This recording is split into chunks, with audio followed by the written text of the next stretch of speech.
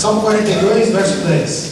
Até os meus ossos sofrem agonia mortal, quando os meus adversários zombam de mim, perguntando-me o tempo todo: onde está o seu Deus? Vamos orar mais uma vez, com a sua cabeça, feche seus olhos. Obrigado. Espírito Santo de Deus, em nome de Jesus, nós te imploramos, durante essa ministração, o Senhor, de alguma forma, transpasse todas as nossas defesas, quer sejam conscientes ou inconscientes. Pedimos que o teu amor ao Pai seja derramado de tal forma que tudo aquilo que existe na nossa alma, que nos perturba, seja trazido à tona. E mais importante, Jesus, que te imploramos em teu nome, é que o teu sangue seja derramado sobre nós, de tal forma que as nossas feridas sejam saradas. É a nossa oração em Cristo Jesus. Amém. Vamos sentar um pouquinho, para abrir aberto. Muito bem. Coube-me nessa semana de jejum e oração, um dos estudos dessa semana, eu vou falar sobre feridas emocionais, tipos e consequências. E os dois textos que a gente leu, eles relatam dois momentos distintos que uma pessoa está passando por alguns problemas, e a gente entende esse problema como sendo problemas emocionais. Eu não estava aqui ontem, ainda não assisti a gravação de ontem, mas se não me falha a memória, ontem o Josafá deve ter enfatizado aquelas doenças que estão mais ligadas com o nosso corpo. E hoje eu quero trabalhar em cima daquelas doenças não que nascem e se estigam no nosso próprio corpo, mas aquelas doenças que ficam limitadas ao nosso interior, à nossa alma, ao nosso ser mais íntimo, aquelas dores, aquelas feridas, aqueles machucados que não passam pelo nosso corpo, ficam na nossa alma, no nosso sentimento, mas ficam ali durante muito tempo. Uma ferida interior, uma ferida emocional, é um sentimento, não é um sentimento ruim, é um sentimento muito ruim, e não é um sentimento que vem só uma vez por causa de um episódio qualquer, mas é um sentimento que vem sobre a gente várias vezes, e não é um sentimento que vem de vez em quando, mas ele vem muitas vezes, vem com uma frequência muito intensa, e quando ele vem forte, vem para derrubar, e ele parece um chiclete grudado no sapato. No dia que você pisa nele, o sol estava bem quente no asfalto, você mete um pé no chiclete, sabe? Você fala, e agora? Aí você tenta tirar aquele chiclete e ele não sai. Aí você leva para casa e passa ali a faca, passa o negócio e não sai. Então, uma ferida interior é um sentimento forte que impregna, que persiste, que deixa a gente desconfortável durante muito tempo, que não acontece uma vez, acontece várias vezes. Ele é extremamente doloroso. Dói, como diz a terra do meu pai e da minha mãe, dói para a bexiga. Se você, por exemplo, sofreu quando era criança com um pai terrível, e aquele pai, por exemplo, como o pai do rei Davi, que considerava todos os irmãos, mas você não, e hoje você é adulto, passaram-se algumas dezenas de anos, quem sabe, 10, 20 anos, e até hoje você ainda não consegue olhar para o seu pai, ou se ele já morreu, não consegue se lembrar dele, sem ter uma sensação ruim dentro de você. Como é que uma pessoa pode se lembrar do pai que já morreu e toda vez que se lembra tem uma sensação ruim? Pode acontecer. Um dia conversando com um sujeito que estava tendo uma série de problemas com a sua família, e no meio da conversa ele deixou escapar uma disciplina que o pai dele fez dele certa vez. Porque ele amarrou no poste no meio da rua, deu um couro e deixou ele lá para todo mundo ver. Aí você imagina como é que esse cara cresceu em relação ao pai dele. O que ele sentia quando ele pensava no pai dele? E o pior, que ele levava isso para os filhos, para a mulher e para os filhos que ele tinha gerado. Para curar aquele problema, aquele comportamento, tinha que curar primeiro a alma dele. Ele tinha uma ferida emocional profunda. E a ferida emocional, essa ferida que eu estou me referindo hoje, que os dois textos que a gente deu está se referindo, não é uma ferida que tem a ver com a nossa mente, vamos dizer, o nosso cérebro. Se você tiver um comportamento, por exemplo, os médicos chamam de esquizofrênico, ele vai descobrir que lá no seu cérebro existe um problema. Dependendo do tipo de transtorno que você tiver, por exemplo, transtorno obsessivo compulsivo, aquela gente gosta de pegar em coisas, por exemplo, tal do toque, dependendo do problema emocional que você tiver, ele não é só interior, ele é mental também, ele é cerebral. Aí o médico faz uma tomografia do seu cérebro, por exemplo, e descobre que é um problema físico, às vezes tem que fazer cirurgia. Mas essa doença, esse problema emocional que eu estou me referindo, não é uma coisa que está ligada com a química do seu corpo, não é porque falta um hormônio em você, não é porque falta um pedaço do seu cérebro que está mal formado, não. São feridas, são machucados que a gente traz, são sentimentos ruins que a gente traz na nossa vida por conta de alguma coisa que aconteceu no nosso passado, quer tenha sido ali no momento único, quer tenha sido ali durante um processo. E para você curar esse tipo de coisa, ou melhor, eu não vou entrar hoje muito no mérito da cura, que a gente vai trabalhar durante a semana a cura propriamente dita, mas para fazer a prevenção desse tipo de problema, acho que é o meu segundo slide, vira para mim, falou? Aliás, essas bolsas e tal, pode apanhar. Para você poder prevenir esse tipo de problema, se é que você já não tem, o que a Bíblia indica de cara é a famosa oração terapêutica. Quando a Bíblia diz assim, no livro de Filipenses, que a paz de Deus, que excede todo entendimento, vai guardar o nosso coração, está falando de feridas emocionais. A gente interage com as pessoas, e nessa interação com as pessoas, a gente acaba se machucando, acaba se ferindo. E é inevitável você se machucar e se ferir. Só que algumas feridas que a gente tem na interação com as pessoas, elas demoram para cicatrizar, demoram para fechar, e algumas não fecham de forma natural. Vai perseguir a gente do resto da vida. E a Bíblia diz ali que Deus vai guardar o nosso coração dessas feridas terríveis. Mas como? Se a gente lançar diante dele toda a nossa ansiedade. Então aí, a primeira prevenção é o seguinte, eu vou te dar um alerta importante aqui, ó. Se você é o tipo de pessoa que toda vez que vai falar com Deus, só consegue parar para pedir alguma coisa, você é aquele tipo de gente que não consegue sentar e falar para Deus o que você está sentindo antes de pedir alguma coisa. Então, se você já não tem, você é um sério candidato a ter uma doença emocional profunda.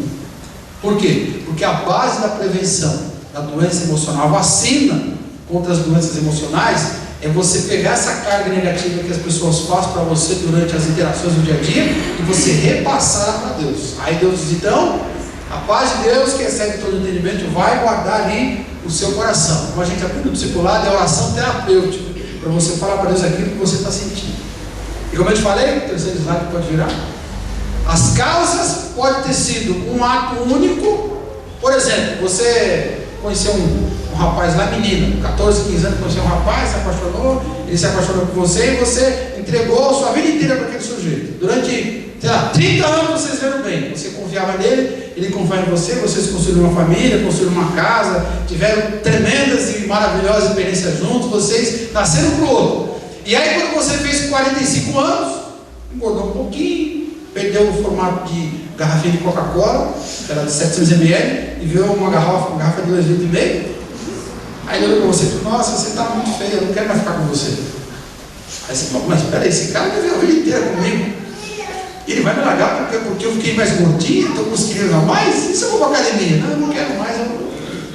Já pensou uma pessoa que dedicou a vida inteira para uma única pessoa, cuidou daquela pessoa, respeitou aquela pessoa, amou aquela pessoa, até mais do que a si mesmo, muitas vezes, e de repente, uma bobagem, uns quilinhos a mais, aquele sujeito dá um pé no traseiro, como fica ali no seu coração? Então houve ali um trauma, não uma crise, mas um momento que você não esperava, te pegou de surpresa. Ou pode ser como o caso do rapaz que eu te falei, né? Que durante a infância inteirinha, todo dia o pai dele fazia questão de dizer que ele era uma porcaria, um zero à esquerda. Lembra do rei Davi, no Salmo 23? Você deve lembrar do contexto, né? Ele diz, o Senhor é meu pastor. Davi era pastor de ovelha, né? Ele sabia como era importante uma ovelha, tem alguém que cuidasse dela. Ele diz, o Senhor é meu pastor. E aí quando o profeta vai até a casa dele para escolher o próximo rei, para ungir o próximo rei, o pai mostra todos os irmãos primeiros. Aí o profeta diz assim, mas é estranho, você não tem mais um filho não? Porque nenhum desses aqui é o que Deus escolheu. Se ele mandou vir aqui, tem que ser um deles. Aí o pai diz assim, ai mesmo, não tem mais um. Olha como ele gostava do filho dele. O que mais trabalhava lá no campo, cuidando dos animais. Aí Davi não tinha aquela relação com o pai de proteção, de carinho. Por isso ele tem que afirmar para ele mesmo, Salmo, Deus é meu pastor, porque meu pai é o zero à esquerda, não serviu para nada, né? O meu pai só me deixava na mão. Então ele tinha uma ferida que foi gerada ao longo do tempo, e foi um trauma que foi gerado com o passar do tempo, uma coisa que foi colocada aos pouquinhos. Então, se você tem filhos pequenos, por exemplo, então você precisa tomar muito cuidado se você tem o seu filho, como é que você trata ele, principalmente se você tem outros filhos. Então, cada um a gente lida de uma maneira diferente, mas a justiça tem que ser semelhante para todos. E se um dos seus filhos perceber que você tem preferência pelos outros mais do que a ele, esse moleque vai crescer com um problema emocional. E o culpado vai ser você. E quando ele se der conta disso, você não vai ajudá-lo a se curar, ele vai ter que se curar sozinho. Então pensa na responsabilidade. O livro de João, não precisa ver não, que eu vou só citar. Evangelho de João capítulo 21, Jesus se encontra ali com o apóstolo Pedro. E aí, aquele ambiente criado por Jesus é bem interessante. Ele desce do mar, e quando ele desce, ele vem nadando, ele desce do barco, vem nadando, ele vê Jesus na praia ressuscitar. Quando ele desce ali, ele encontra uma fogueira, um peixe e Jesus sentado lá na fogueira. E à primeira vista assim, parece uma coisa como uma cena qualquer. E o evangelista faz questão de citar no texto. Em outros lugares, Jesus se encontra com várias pessoas, ele não descreve onde eles estavam. Você tem que ter ilusão de que ele cidade era essa. Mas ali não só descreve o lugar, como descreve os objetos. Havia uma brasa, fogo, peixe, pão, frio, Jesus do lado, aí Pedro do outro. Por que ele faz isso? Quem de vocês já fez terapia aqui ou está fazendo? Deixa eu ver. Quem fez está fazendo? Só o mano. Também fez? Não sei se o terapeuta de vocês foi um bom terapeuta. Houve algum momento em que ele pediu para que você olhasse de frente para os seus problemas e peitasse. Sim ou não? Bom, agora você vai ter que ir lá encarar o negócio. De onde ele tirou isso? Tirou da Bíblia. Tirou, na verdade, do próprio comportamento de Jesus. Mais ou menos um mês e meio antes de eles se encontrarem na praia, Pedro se encontra com Jesus pela última vez antes dele morrer. E eles estão ali com uma fogueira, gente com frio, e Jesus de um lado, só que a empresa amarrado, todo quebrado, tinha tomado um surra da polícia dos sacerdotes, e o Pedro está desse lado dizendo que não conhece Jesus. Não conhece esse cara não. Diz a Bíblia que os olhos dos dois se encontram e a fogueira está no meio. E quando finalmente eles se encontram já, depois Jesus ressuscitou, finalmente sozinhos, e aí Jesus recria aquela situação, para que Pedro enfrentasse aquela situação e tratasse o problema que havia nele, a culpa que havia nele, que era uma ferida emocional que ele mesmo criou. Então, qual é o tratamento geral? Também não vou entrar no detalhe que a gente vai falar durante a semana, mas em linhas gerais, a prevenção é a oração terapêutica, jogar para Deus o sentimento ruim, não guardar para você. E o tratamento geral, é você sempre se confrontar ali com a situação que criou aquela ferida. Se foi uma pessoa que criou a ferida em você, você tem que ir lá e olhar nos olhos dela. Foi um bandido que quando eu tinha 5 anos de idade me pegou na rua, me violentou, eu fiquei traumatizado. Então descobre onde esse cara está. Se tiver vivo, está preso não sei aonde. Vai visitá-lo. Mas como? Vai visitá-lo. Estava vendo um programa de TV um dia desse? E era um programa sobre, não lembro mais onde foi, não lembro onde foi, mas era um programa sobre uma atividade da Igreja Católica, em que eles pegavam algumas pessoas que tinham sofrido crimes, e pegavam essas pessoas e levavam até a prisão, e colocavam essas pessoas de frente com os seus criminosos, pessoas que feriram, que mataram, e ali, mesmo com as câmeras, com todo mundo, o clima emocional era tremendo, era terrível. E às vezes o criminoso não falava nada, só dizia eu sinto muito, mas a pessoa falava e às vezes não falava, só olhava. Eles tiveram essa sacada, porque não tem como você se tratar de forma geral, sem entrar no mérito de cada ferida específica, sem você confrontar. Então, 2 coisas importantes. Primeiro, a prevenção. Você precisa aprender a orar igual a gente grande. Gente grande ora falando para Deus o que está sentindo. Gente pequena, criança na fé, ora para Deus pedindo coisa. Meus filhos pequenos só falam comigo para pedir coisa. Me dá um real para um pirulito, me dá um real para um sorvete. E quanto menor ele é, mais ele pede, menos ele se comunica direito. Pequenininho, às vezes só vai dar. O Watson faz assim. Quando ele faz assim, que ele quer que eu estou comendo, tem que dar para ele, né? Mas ele não senta comigo, ele não fala direito, ele não explica o que ele está sentindo. Os outros, às vezes falam com muito custo alguma coisa, mas só falam pedindo alguma coisa. Mas à medida que os filhos vão crescendo, eles começam a conversar com os pais. E a nossa relação com Deus e filiação é a mesma coisa. Se você está amadurecendo na fé, você precisa estar falando com Deus o que você sente. Quanto mais maduro na fé você for, menos você pede e mais você fala com Deus o que você sente, mais você se comunica, mais você explica as suas necessidades e Ele que vai definir o que você precisa. Está entendendo, senhor? Isso para a introdução. Já passa. Diga amém. Bom, eu vou falar hoje sobre os tipos de feridas emocionais. 1, 2, 3, 4, 5, 6. Vou falar só de 6 tipos gerais de feridas emocionais. Pode virar. Já passei por aí. Agora eu estou aí. Agora vira mais um. Primeiro tipo, vamos falar das fobias. Fobia significa medo, sim ou não? Não. Fobia não é só medo. A fobia É um medo que passou do natural, dominou a sua vida, transformou você em covarde. 2 Timóteo, abra comigo aí, capítulo 1, versículo 7. Venha um CD do Roupa Nova Acústico aqui. Obrigado por Deus. Obrigado, Deus abençoe. 2 Timóteo capítulo 1, versículo 7. Diz assim: achamos aí sim ou não? Achamos sim ou não? Também sem vida do lado aí. Também sem vida do lado. Se você está vendo alguém sem vida do lado, você que é crente, possa quem está sem vida. Você está aí, você está sem vida também. 2 Timóteo capítulo 1, verso 7. Porque Deus não nos tem dado espírito de covardia. Olha só, olha para mim aqui, ó. O texto não está perguntando, não está colocando uma pergunta para você responder. Ele está afirmando, dentro de uma conjectura toda, está dizendo: olha, é uma constatação. Deus não deu para nós um espírito de covardia, mas o contrário, nos deu um espírito de poder, de amor e de moderação, que é o Espírito Santo de Deus.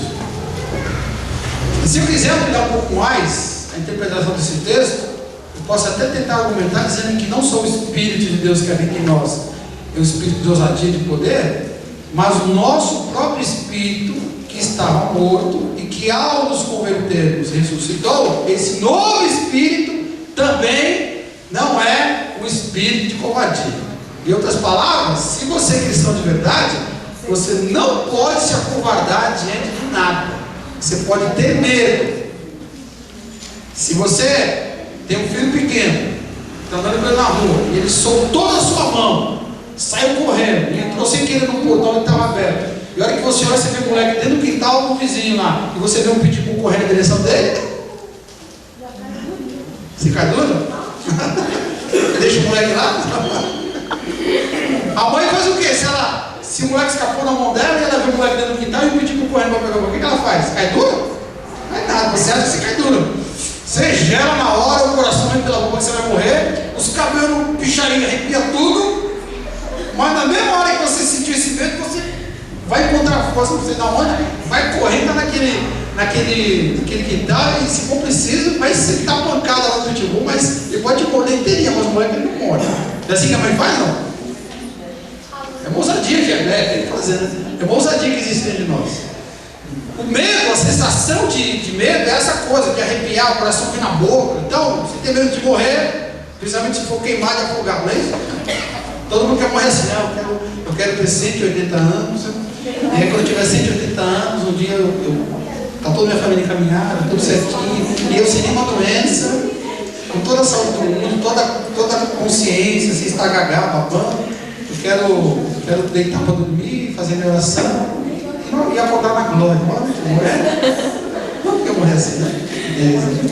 Os mais ousados também não querem morrer, não quero ser arrebatado, não quero morrer. Mas a gente tem medo da morte, você já tem uma força. Bom, ter medo é normal. Agora, se acovardar diante dela, se acovardar diante do cachorro para tocar a criança que você botou no mundo, se acovardar diante de outras pessoas, lá por um emprego. Eu conheci pessoas que tinham algumas fobias tão intensas e por causa de traumas passados, que uma moça que estuda comigo, por exemplo, ela diz o seguinte: olha, eu tenho um plano de arrumar emprego. Por quê? Porque no dia anterior de eu ir fazer uma entrevista, me dá uma dor de barriga. E ela disse assim: já aconteceu comigo de eu sair de casa, toda desarranjada, né? E sair de casa, pegar um metrô, chegar na porta da agência da empresa, olhar a escada e voltar para casa. Olha que fobia doida. Então, ter medo não tem problema nenhum. Você não pode deixar o medo te dominar. E essa é a principal consequência da fobia. O camarada que tem a tal da claustrofobia, não quer sair do mundo, ele não trabalha, não estuda, não sai de casa.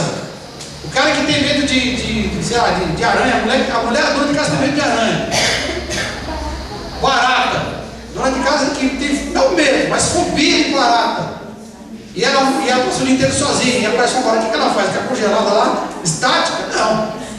Então, isso é fobia. E a Bíblia diz que a fobia, o domínio do medo, não pode ter espaço na sua vida. Por quê? Porque senão a sua vida trava. Imagina uma moça solteira, por exemplo, que tem medo de homem.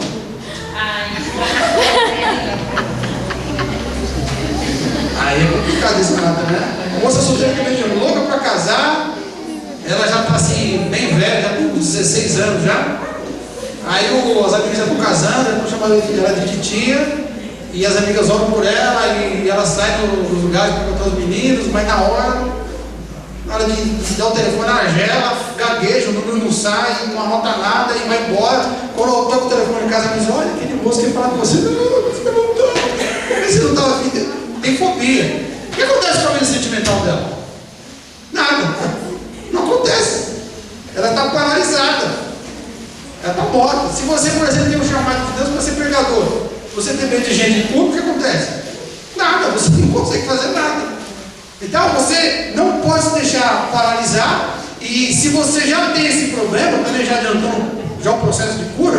O processo aqui está naquele texto que diz assim: que o verdadeiro amor lança fora todo medo. Se você tem uma fobia qualquer, agora pensa aí, ó, se você tem alguma fobia. Eu tenho medo desgraçado de alguma coisa específica a ponto de atrapalhar minha vida e paralisar minha vida? Tem. Então o que é? Agora imagina o que está em jogo ali? A sua saúde, os seus relacionamentos, sua vida profissional, o que está em jogo? E normalmente vai ter alguém envolvido no meio, alguém que você gosta muito. Se você se deixar dominar por aquela fobia, aquela pessoa vai ser prejudicada, igual a mãe que se deixa dominar pelo medo do cachorro. O filho vai morrer na mão do pitbull. Mas se ela ama de verdade aquela criança, como diz a Bíblia, o verdadeiro amor lança fora todo medo. Ela vai ter os pés pelas mãos, vai fazer esse tipo de coisa. Lembra daquelas duas mulheres que foram parar na frente do rei Salomão? Com uma criança, e uma disse assim: esse bebê é meu, outra disse: bebê é meu, é meu. Aí o Salomão, muito esperto, falou assim: peraí, chama um soldado, pega a espada e corta o bebê no meio. Ah, a falsa mãe disse o quê? Pode cortar. E a verdadeira mãe disse o quê? Não, deixa com ele. Olha que amor aí. Será que ela não tinha medo que seu bebê morresse? Claro que ela tinha, mas ela preferia, pelo amor que tinha, passar por cima daquele medo de ficar sem o filho, que o bebê morresse, e superar aquela situação e passar a bola e deixar a criança com a outra que não é a mãe. Ou seja, o verdadeiro amor eu sou fora também. Quem de vocês aqui se acha ciumento? Deixa eu ver. Ciumento. Fala a verdade. Ciumento. Não, é mentira. Levanta mais a mão. Tem uma gente mandando a mão. Deixa eu ver. Não é mentira, não. Levanta essa mão, eu sei que tem mais gente. Começando a ficar com mal. Professor, você tem cara de ciumento. Segundo tipo de ferida emocional são ciúmes. Vira mais um slide aí. Os ciúmes e as invejas na Bíblia, eles têm a mesma palavra, tanto no grego como no hebraico. Mas tem uma diferença de atuação dos dois casos. No primeiro caso, eu vou citar a questão dos ciúmes como a gente entende na língua portuguesa. Tem um texto lá no Velho Testamento, onde alguém chega para Moisés e fala assim: Moisés, você sabe o fulano, o ciclano e beltrano? Sei. Não era sacerdote, não era gente do povo lá. Aqueles caras estão profetizando igual você. O José que falou. José chega para Moisés e diz: aqueles dois fulano ali, ó, estão profetizando. Você quer que eu vá e mande esse calar a boca? Alguém se lembra do que Moisés fez? Não? Alguém se lembra? Mandou matar os dois, não foi isso? Sim ou não? Não? Mandou prender os dois, sim ou não? Vocês nem lembram da história, né?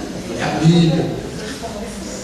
Moisés estava sossegado e José chega e diz assim: ó, sabe o ciclano e beltrano? Deus também entrou na vida deles. E eles estão profetizando igual você. Você quer que eu mande eles calar na boca? Aí Moisés diz assim: olha, Josué, o negócio é o seguinte, cara. Por que você está com ciúmes no meu lugar? Não precisa ter ciúmes, não precisa ter sentimento de inveja, ciúmes, seja o que for. Na verdade, ele agiu de forma correta. Por quê? Porque ele tinha ali uma autoestima totalmente adequada. Olha para mim aqui, vocês, no ciumento só. O ciúmes, ele é consequência direta da sua autoestima ruim. Se você não se garante,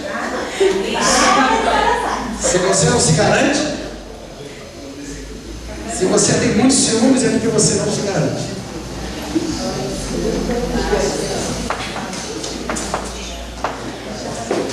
Se você sabe aquela pessoa doente de ciúmes, o camarada que Quando ele chega em casa, ele pega o celular da mulher e fica vendo lá todas as ligações da mulher. Fica aí, mulher, deixa eu ver, quem ligou pra você hoje? Sabe?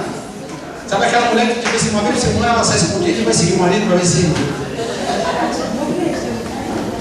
Isso é um ciúme doido. Tem uma diferença na Bíblia entre ciúmes, invejas e zelo. A Bíblia diz que Deus tem ciúme de nós. Olha que coisa, a mesma palavra, ali é uma variação hebraica, mas é a mesma raiz. Diz que Deus tem ciúmes da gente. Não gosta que ninguém chegue perto, não pode tocar. Não é que Deus não se garante? A diferença está na sua postura, na sua maneira de agir. Você ter cuidado por alguém, por alguma coisa, e tratar, e cuidar, e proteger, para que aquilo não seja prejudicado ou estragado, isso é zelo.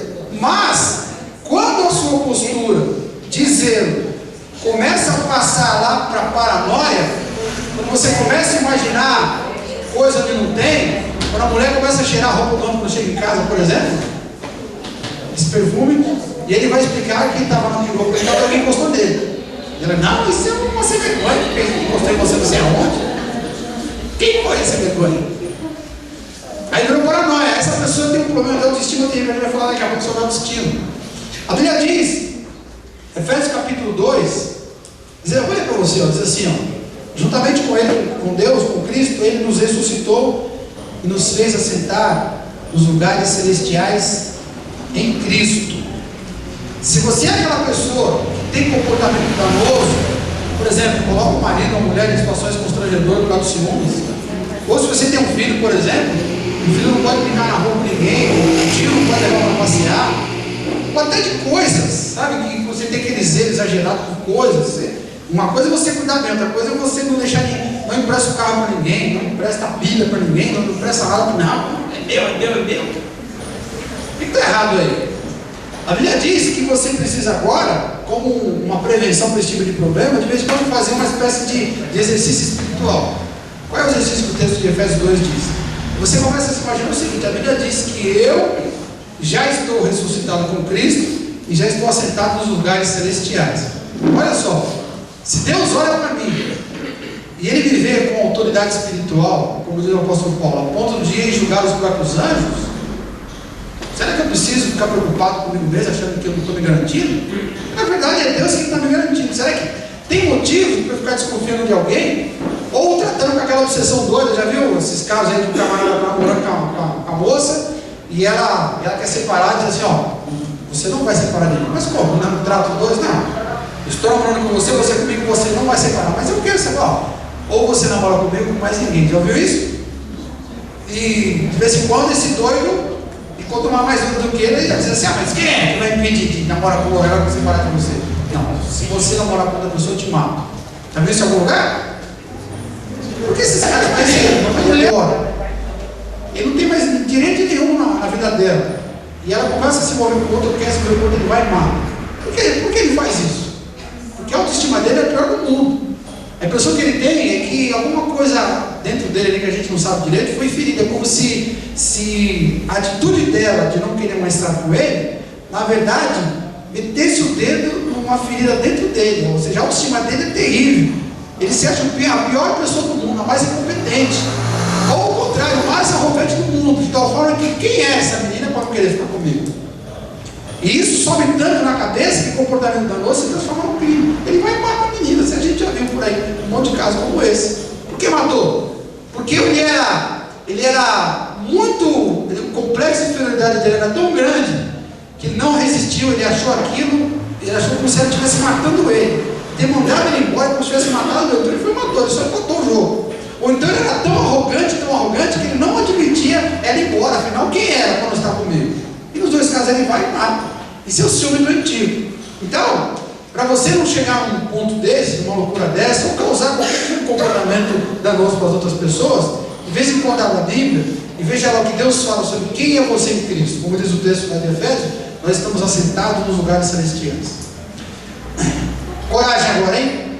Quem de vocês de vez em quando sente muita inveja? Ninguém vai levantar a mão? Fala a verdade. Tem uma mão perdida. Só tem uma mão perdida assim, ó. E assim ainda, ó. Você não tem inveja? Tem. Tem inveja, todo mundo tem inveja. Todo mundo tem inveja. O livro dos Salmos, perdão, o livro de Eclesiastes, capítulo 4, diz assim: então, eu vi que todo trabalho, toda destreza em obras provém da inveja do homem. Quantas cabeleireiras estão presentes aqui nesse lugar? Deixa eu ver. Agora pode levantar as mãos, cabeleireiras, né? Não traz a cabeleireira com inveja, tá? 1, 2, 3. Tem mais alguma cabeleireira com inveja? Não. Se Salomão estiver correto no livro de Eclesiastes, quando diz que toda obra na mão dos homens é por causa da inveja, por que uma cabeleireira tenta fazer um cabelo sempre mais bonito que da outra? Não? Porque a outra fez bonito. Está aperfeiçoando o trabalho, né? Você quer aperfeiçoar o meu trabalho, né? E eu quero aperfeiçoar por quê? Porque eu quero ganhar dinheiro, mas é só o dinheiro, não. Eu também quero ser reconhecido como um profissional competente, capaz, né? Por quê? Porque tem alguém que é melhor do que eu. Eu tenho que ser pelo menos igual ao fulano. Em algum sentido, eu diria até o seguinte: que uma inveja até certo ponto, cuidado agora, hein? Ela pode ser benéfica. Mas, na maioria das vezes, as pessoas deixam a inveja tomar conta, e junto com a inveja, cria-se um sentimento de raiva, de dor do cotovelo, de inveja como a gente tem. Mas, ai, credo, por quê? Eu não consegui porque o outro vai conseguir. E aí as consequências são as piores possíveis. Também comportamento danoso. Às vezes para nós mesmos, né? Se você convive com alguém que é extremamente invejoso, e se você leva essa pessoa na sua casa, você chama para jantar em casa, não, dá olho gordo, né? Aquele fulano, eu lembro para mim que o pessoal falava assim: você comprou um tênis novo? Não mostra para aquele fulano não, senão vai rasgar o tênis.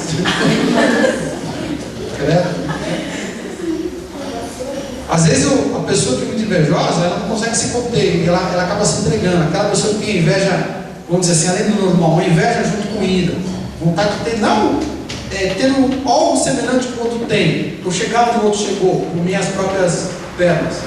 Mas chega um ponto em que a pessoa de fato tem o que ela tem.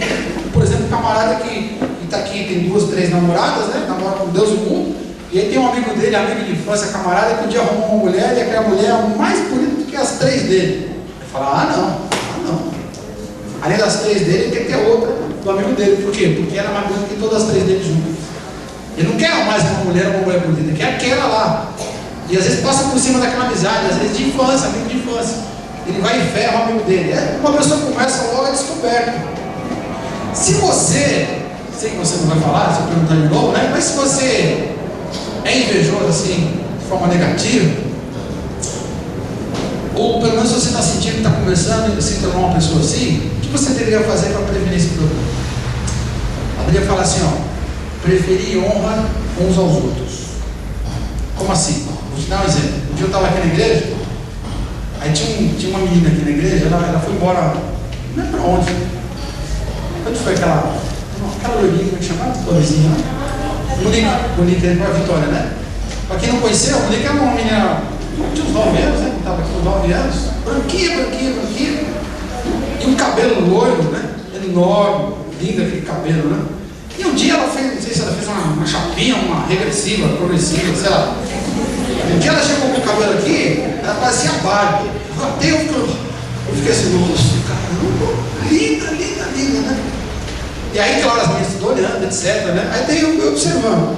E aí teve uma hora que ela estava de canto ali, e aí veio uma outra menina por trás, o cabelo dela aqui, né? Assim. Ela de costas, ela pegou o cabelo dela e fica assim. Aí eu vi e falei: são crianças. Eu sei, até foi ela que fez. Eu vou morrer, mas não vou dizer quem foi. Olha que coisa! Porque a Bíblia diz: olha, preferir uns aos outros. Se você tem inveja de alguém, sabe o que você faz? Deus, esse sentimento não é bom, é fruto da carne, velho. Naquela lista que o Novo Testamento traz de frutos da carne, um deles é inveja, esse tipo de inveja. Qual é o remédio? Qual é a vacina para não ser dominado por isso? É preferir honra. Então, por exemplo, essa menina, o que ela devia ter feito se ela conhecesse a palavra? Ela está por dentro se corroendo porque ela não tem um cabelo igual da menina. Ela devia ter chegado perto dela, chamado a menina, e assim, de forma bem lavada, e fazendo o possível para não fazer aquela cara de irônica que as minhas às vezes fazem, né? Tentando ser sincero, dizendo, olha, o seu cabelo hoje está maravilhoso, à frente das outras. Tá? Não, não, essa cara não. Aí é cara de irônica. É assim que não é para fazer, é da sinceridade. Falando com amor, olha, seu cabelo está maravilhoso hoje. Se você prefere honra, se você tem inveja de alguém, então lasca-lhe um elogio sincero. E não tem inveja no coração da gente que resista a um elogio sincero. Ou seja, se você prefere honra, na hora que você vai lá e prefere honra, você neutraliza a sua carne, a inveja desaparece, e aí Deus começa a abrir um caminho para que você possa então conquistar por você mesmo aquilo que você está antecipando. Diga amém. Amém. Vamos falar das culpas, vira aí. Diga assim, ai, ai, ai, ai. Ai. Ai, ai, ai. Salmo 51. Acabou o tempo. Esse que está na mão, acabou o tempo. Acabou 9 horas, né? Salmo 51. Versículo 11.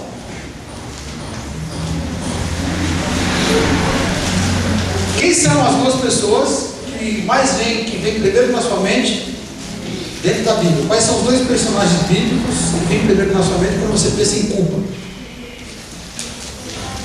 Quem são? Davi e Pedro, quem mais? E Judas, isso? Alguém falou Judas aí? São os três irmãos, né? O Pedro chorou amargamente da Bíblia. O Davi foi confrontado lá pelo profeta, né? Cara de pau, ainda na hipocrisia. Vou matar o sujeito que fez isso. Mas você que fez isso, né? O profeta Natan. E o Judas, o que o Judas fez com a culpa dele? Onde levou a culpa de Judas? Onde levou? Morreu. Judas se matou. Judas se matou. Salmo 51, no caso do Davi aí.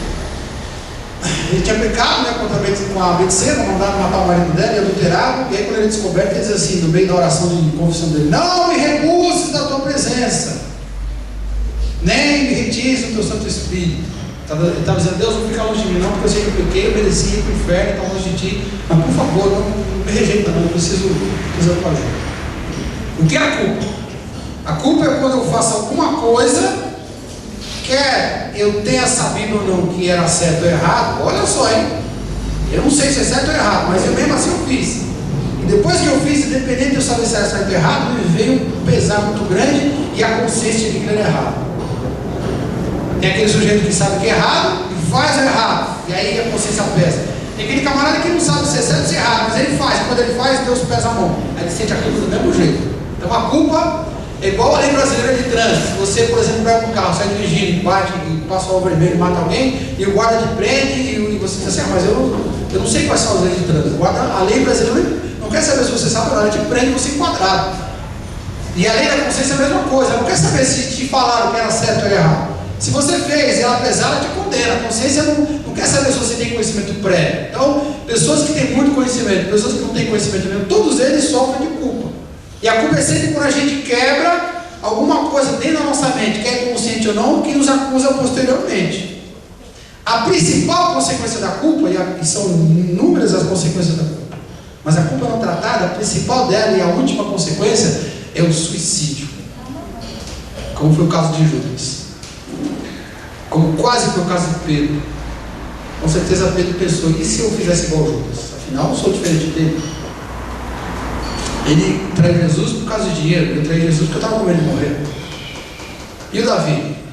Guerreiro, homem de Deus, soldado, Senhor, ia sempre na frente dele nas batalhas. E ele covardemente manda matar o camarada que estava servindo a ele com fidelidade. Ele cata a mulher do sujeito. E aí cai a hipocrisia. O profeta chega: olha aquela historinha, né? É um camarada que só tem uma ovelhinha, cuida dela como se fosse ali seu filho, sua filha. E tem um outro que tem um curral inteiro. Um dia vem um viajante, blá blá blá. E o cara, em vez de pegar uma ovelha e matar das 300 mil que ele tinha, ele pega a única ovelha daquele camarada que é como se fosse sua filha e mata o Davi já com a mão na espada. Quem é o desgraçado que acaba com ele agora? Aí o profeta fala: é você. Você tinha 300 mulheres e o cara só tinha uma. E você não contente com as suas 300, pega a mulher do cara e vai matar o cara ainda. E aí, olha, Deus, não me repulsa da tua presença. Nesse momento ele está com a consciência pesada.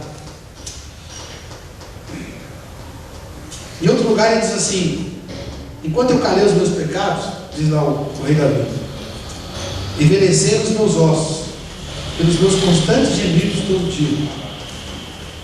Outro lugar da Escritura diz assim: deixa a oferta perante o altar e vai primeiro reconciliar com o teu irmão, depois vem e faça a sua oferta. Aqui está dizendo duas coisas. Como é que eu vou lidar com a culpa? A culpa não tem jeito, só tem duas coisas que você pode fazer com a culpa. Não adianta você viajar, gastar dinheiro no shopping, tomar um porre, ficar bêbado, se drogar, não tem jeito. Aquilo vai dar uma anestesiada durante algumas horas, alguns dias, depois ela vai voltar. Nada resolve a culpa, a não ser duas coisas. Primeiro, reparação. Se eu fiz um mal para alguém, eu tenho que encostar naquela pessoa e falar: escuta, me diz o que eu tenho que fazer. Se não é possível reparar, pelo menos amenizar o mal que eu causei para você. O camarada que é sócio de alguém, e os caras cresceram juntos, montaram a sociedade junto, um dia ele dá um golpe no sócio dele, leva todo o dinheiro embora. Depois de 10 anos, ele não aguentando mais a consciência pesada, ele vai atrás do amigo que está na miséria e diz assim: ó, o que eu posso fazer agora para tentar reparar? Vou pegar metade pelo menos dos bens que eu tenho hoje e vou te dar. É o mínimo que eu posso fazer. E para dar amenizada, quem sabe até uma parte maior, como disse lá o publicano, né? Se eu roubei alguma coisa de alguém, eu vou dar aí 4 vezes, eu vou devolver com 4 vezes mais. Estava tentando reparar. Se eu falei uma palavra dura com alguém, aquilo pesou, eu tenho que chegar naquela pessoa e falar: escuta, aquela palavra que eu te falei, criou que ferida em você? Me diz. E a pessoa vai dizer. Então ele tem que tomar uma postura para poder reparar, ajudar a reparar aquela ferida, sabendo que ele nunca vai poder tirar a ferida, ele vai no máximo ajudar aquela pessoa a se virar sozinha, que agora o problema é dela, não é mais dele. Então a primeira coisa é você fazer a reparação, seja ela qual for. O camarada que quando era garoto, gravidou uma menina, abandonou ela, não sei aonde. Hoje, 10 anos depois, entende que tem um peso na mente, não sabe o que era, e de repente o Espírito de Deus traz a todos e diz: ó, você tem um filho que está lá, ó. O que ele vai fazer? Ele vai chegar e vai voltar no tempo aquela criança? Não. Mas pelo menos ele vai chegar no e vai dizer assim: ó, você já é um rapazinho agora, eu sei que eu te abandonei, você e sua mãe, hoje sua mãe tem outra família, você já é rapazinho, eu tenho outra família também, e agora eu posso fazer outra coisa errada, mas o que eu posso fazer para amenizar? Será que se eu me tornar amigo, pelo menos um amigo seu agora, será que dá para amenizar o teu sofrimento de ter crescido sem pai? Então a primeira coisa é reparar o mal feito, mas não é suficiente para tirar a culpa. Além de ter reparado o mal que foi feito na medida do possível, e Deus está vendo onde é possível e onde não é, você precisa agora então obter o perdão de forma vertical, precisa buscar em Deus o perdão. E aí, como diz a palavra, né, como disse Davi: enquanto eu calei os meus pecados, os meus ossos, quer dizer, dentro de mim eu me sentia como se estivesse doente, quebrado. Ele não tinha o sinal quebrado, ele está falando da doença emocional, a culpa que pesava no coração dele. Estava ouvindo uma gravação esses dias do pregador. Aliás, é meu pai na fé, que é o Caio Fábio. Vocês conhecem da internet e da televisão, né? Há uns 20 anos atrás, numa pregação lá em São Paulo, em Vigo, o Caio Fábio me converti, depois fui discipulado diretamente por mim, todos juntos com o Caio Fábio, etc. Ele estava vendo uma ministração dele sobre culpa. E ele falou de uma moça que tinha tanta culpa, mas tanta culpa, de que ela começava a falar do assunto, ela chorava sangue.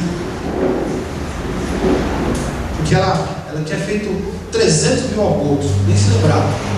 Mas não foi só por causa dos abortos. Teve um dia que ela ficou grávida de novo e ela escondeu a barriga. Sabe, eu não vou abortar não. E ela não ficava grávida assim de namorado. Primeiro ela foi colocada num lugar para ajudar uma entidade religiosa que só tinha mulheres. Tinha um monte de mulher que era sapatão lá, então as mulheres usavam ela como objeto sexual. E depois ela saiu de lá. E aí foi para um outro lugar para cuidar de homens. Aí virou mulher de sexual. Só que aí piorou porque ela engravidava. E ela teve um monte de aborto. Como era uma instituição religiosa, não podia ter um filho, né? Então eles abortavam. Ela engravidava, abortava. E ela ficou aquilo na cabeça. Um dia ele escondeu a barriga. Vamos ver o que acontece agora. E quando o bebê nasceu, ela disse assim: puxa vida, o que eu estou fazendo com essa criança aqui? Olha o mal que eu estou fazendo para ela. Onde eu estou? Que mundo é esse? E ela pegou e matou a criança, sufocou. E guardou os abortos na mente, e guardou aquele assassinato na mente. E um dia foi parar no gabinete do Caio Fábio lá e chorava sangue. Culpa. A maior parte dos cânceres que as pessoas têm é causado por culpa. Mas aí é outro assunto que a gente vai falar na semana, que é quando vai para o corpo, né? Mas a culpa, às vezes, ela é tão pesada que ela passa para o corpo. É uma doença. Não que toda doença ou todo câncer seja causado pela culpa, mas pelo menos 90% provavelmente é causado por culpa. Olha com essa ferida emocional é terrível. Como é que você lida com a culpa? Primeiro repara o que você fez, aquilo que é possível fazer. Aí depois você tem que confessar o pecado para Deus, pelo nome. Não é chegar e falar, Deus, perdoa meus trilhões de pecados. Não. Pecado tem que, no mínimo, confessar um por um e pelo nome. Se eu fiz uma besteira, você ajoelha e fala, Deus, eu fiz uma besteira. Eu matei alguém, fulano de tal, assim assado, roubei alguém, eu menti para alguém, disse isso não era, enganei alguém, eu fiz feitiçaria para alguém, eu fiz isso para alguém. Tem que falar ali pelo nome, para depois ser aceito por Deus e ser curado. Se não tiver esse primeiro passo, não tem restauração. O Espírito de Deus não acha. Mais uma, vou falar dos ódios. Agora diga, ai. Um versículo já muito conhecido da nossa igreja, que é um dos versículos do discipulado, Hebreus 12:15, diz assim: atentando diligentemente para que ninguém seja faltoso, separando-se da graça, nem haja alguma raiz de amargura que brotando por meio dela muitos sejam contaminados. Estou falando do ódio, a raiva desgraçada que eu tenho de alguém e que nasceu por uma amargura. Alguém fez uma coisa comigo e aquilo que fizeram comigo eu não tratei, criou uma ferida dentro de mim que não foi tratada, e aquilo foi crescendo, e aquilo que foi uma dor da ferida que me machucaram, agora virou uma outra coisa, que é o ódio pela pessoa que fez aquilo. Então alguém te prejudicou, alguém te machucou, alguém te feriu, alguém te deu um prejuízo, e no primeiro momento você fica com a piedade, ai, coitado de mim, e chove, e sofre, e chora, e não come, etc. Aí a pessoa está lá, com o passar do tempo, se recupera um pouco da autopiedade, começa a olhar, lembrar daquela pessoa agora com rancor, não é autopiedade, agora começa a ter rancor dela, e o rancor com o passar do tempo vira ódio. Se você tiver a oportunidade, esse ódio crescer muito, você vai matar a pessoa. Se você não tiver condições de matar fisicamente, e às vezes acontece isso, cometer um homicídio, você mata emocionalmente. Por exemplo, uma mulher que não quer ter filhos, levou a vida inteira com ela, com o namorado, o marido, e tinha uma boa carreira, estava fazendo faculdade, se cuidava, se prevenia, e de repente ficou grávida. E aí tenta abortar e não consegue, não quer ter aquele filho, por alguma razão o moleque vinga. E aí bagunça todo o projeto de vida dela. É possível que ela cresça com ódio daquela criança, uma mãe tem ódio da criança, não acontece. Porque aquela criança, não foi planejada, eu não queria essa desgraça. E ela não consegue esconder. E eu não sei até que ponto é verdade, não tenho conhecimento para dizer se é verdade ou não, mas eu ouvi muito dizer de que quando a mãe está rejeitando a criança na barriga, ainda na barriga a criança já sente que ela não é bem-vinda. Agora imagine depois que ela cresce, que eu ouvi a mãe falando com ela. Ainda que a mãe não diga diretamente, no olhar ela percebe alguma coisa está errada. As crianças não são tontas, né? No olhar ela percebe que alguma coisa está errada. E se a criança cresce, como sempre olhando todo para ela, na verdade ela está sendo odiada. Então aquela criança emocionalmente vai ser morta, assassinada, porque não teve o amor da mãe. Então mata. Agora, se não consegue matar, que é o mais comum, sabe o que a gente faz quando a raiz de amargura cresce e vira ódio? Se a gente não mata a pessoa, sabe o que a gente se mata, depois a gente fica com troca uma ferida pela outra. O ódio vira culpa, né? Mas se a gente não mata a pessoa fisicamente, emocionalmente, e continua guardando a raiz de amargura, e continua com aquela ferida, aí é pior, porque aí a gente começa a culpar Deus. Por que Deus? Você deixou aquele sujeito me roubar. Por que Deus? Você deixou aquela pessoa me enganar. Por que deixou essa criança nascer e não queria? Por que o Senhor deixou o bandido dar um tiro e eu ficar paralítico? Por que o Senhor deixou acontecer essa desgraça? Por que Deus essa desgraça comigo? Começa a culpar a Deus, e aí é a pior de todas as consequências da amargura, porque em vez de ter amor por Deus, vira ódio para com Deus. Durante a semana, a gente vai falar um pouco sobre como se livrar desse problema. Mas eu vou adiantar só uma coisa para você. Se você chegar nesse ponto de odiar alguém tanto com uma coisa que fez com você, e a ponto de ou estar matando a pessoa, querendo matar, ou já está quase odiando Deus, aí você precisa voltar, ir para trás, lembrar dos testemunhos que falam da morte de Jesus, como diz mais ou menos assim: olha, pelas suas pisaduras fomos sarados, estávamos desgarrados. Todos nós, diz Isaías, né? Estávamos desgarrados. Todos nós quem? Presta atenção aqui, ó. Eu tenho uma pancada de pecados, e no passado tem um monte de pecados também. E eu, com certeza, pelos montes de pecados, eu prejudiquei alguém. Mas no dia que eu passei pela cruz, meus pecados, aqueles que eu cometi contra outras pessoas, Jesus levou. E da mesma maneira que Jesus levou os meus pecados cometidos contra outras pessoas, também levou aquele pecado terrível que cometeram sobre mim há um tempo atrás. Pecado que me levou hoje a querer matar a pessoa ou odiar o próprio Deus.